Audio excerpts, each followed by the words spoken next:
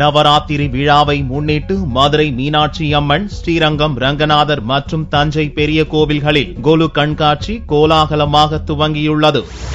நவராத்திரி விழா அக்டோபர் 5ஆம் தேதி துவங்கி 13ஆம் தேதி வரை நடக்கிறது. இவ்விழாவை முன்னிட்டு தமிழகத்தில் உள்ள பல்வேறு வழிபாட்டு தலங்களில் சிறப்பு வழிபாடு மற்றும் நவராத்திரி பூஜைகள் நடந்து வருகின்றன.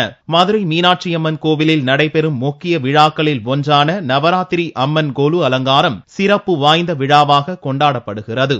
சர்வம் பக்தி மயம் என்ற பெயரில் இந்த ஆண்டு தொடங்கிய கொலு கண்காட்சியில் ஆயிரக்கணக்கான பொம்மைகள் இடம்பெற்றிருந்தன.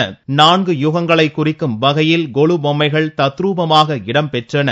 108 சிவதாண்டவங்களை குறிக்கும் வகையில் தெய்வ கடாட்சம், லட்சுமி கடாட்சம், கைலாயம் போன்ற கொலு பொம்மைகளும், மதுரை பக்தி என்னும் தலைப்பில் சித்திரை தேரோட்டம், தெப்ப திருவிழா, கள்ளழகர் வைகை ஆற்றில் எழுந்தருளல், மீனாட்சி அம்மனின் சிறப்பு குறித்து விளக்கும் வகையிலும் கொலு பொம்மைகள் அமைக்கப்பட்டிருந்தன.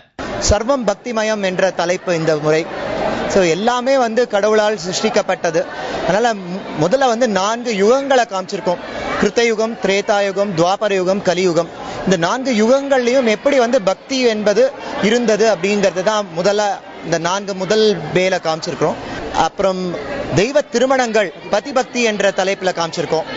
அதற்கு பிறகு மதுரையிலேயே இந்த கொலு அப்படிங்கறதுனால மதுரையோட பக்தி ஸ்வரூபம் என்னங்கிற பலவித பக்திகளை அங்க மதுரை பக்தியில காமிச்சிருக்கோம். ஸ்ரீரங்கம் ரங்கநாதர் கோவிலில் நவராத்திரி விழாவினையொட்டி ரங்கநாயகி தாயார் மூலஸ்தானத்திலிருந்து புறப்பட்டு கொலு மண்டபம் வந்தடைந்தார். அங்கு சிறப்பு அபிஷேகம், ஆராதனைகள் நடந்த பின்னர் ஸ்ரீரங்கம் யானையான ஆண்டாள் தனது தும்பிக்கையால் தாயாருக்கு சாமரம் வீசிய நிகழ்ச்சி நடந்தது. தஞ்சை பெரிய கோவிலில் நடந்த நவராத்திரி விழாவில் பிரகன்நாயகி அம்மனுக்கு ஸ்ரீ மனோன்மணி அலங்காரம் செய்யப்பட்டிருந்தது. கோவில் வளாகத்தில் நடந்த நவராத்திரி கொலு வழிபாட்டை ஏராளமான பக்தர்கள் கண்டுகளித்து வழிபட்டனர்.